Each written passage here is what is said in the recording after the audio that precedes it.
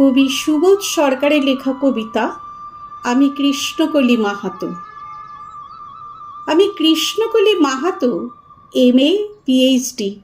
আমার গা অমাবস্যা, আমার চুল মেষপালকের ফাল্গুন, আমার পেট সাঁওতাল পরগনা, আমার দুটো থাই, একটা বাঁকুড়া একটা পুরুলিয়া। আমি গড়িয়াহাটার মেয়েদের মতো আরশোলা দেখলে ভয়ে পালিয়ে আসি না। বোমায় বাঁ উড়ে যাওয়া বাবা কতবার আমার বই পুড়িয়ে দিয়েছে, কতবার আমার দুঃখী মা বলেছে মেয়েদের বড় হতে নেই। মা, আমি ইউরোপ থেকে ডাক পেয়েছি, এই দেখো ইমেল, দলিত সম্মেলনে আমি পেপার পড়তে চলেছি। মা, আমি তোমার কৃষ্ণকলি মাহাতো, MA PhD। আমি যার কাছে PhD করতাম সেই প্রফেসর আমাকে রায়চকে নিয়ে যেতে চাইলেন। আমি বললাম, কেন, রায়চক কেন? উনি বললেন, রায়চকে না গেলে PhD পূর্ণ হয় না। আমি বললাম, কেন, আমি আপনার ফ্ল্যাটে যেতে পারি? উনি আঁতকে উঠে বললেন, না না, আমার বাড়ি না।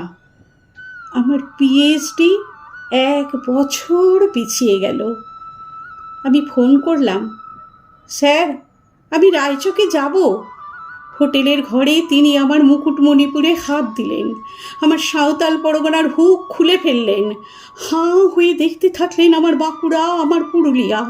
আমার 2 অগ্নিগোলকের কাছে মুখ নিয়ে এলেন।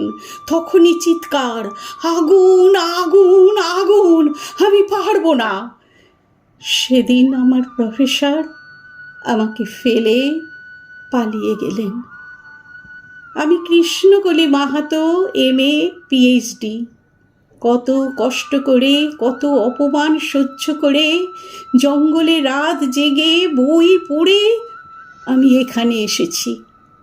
কেউ আমাকে জায়গা ছেড়ে দেয়নি, কেউ কাউকে জায়গা ছেড়ে দেয় না, না পুরুলিয়ায় না কলকাতায়। মা, আমি চেকিং করে ভেতরে এলাম।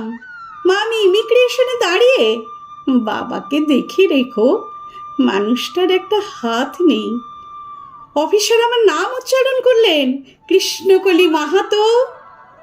আমি বিমানের সিঁড়ি দিয়ে উঠছি মা, বিমান সেবিকা আমাকে ম্যাডাম বলল, আমাকে আমার নাম্বারে নিয়ে গিয়ে বসালো।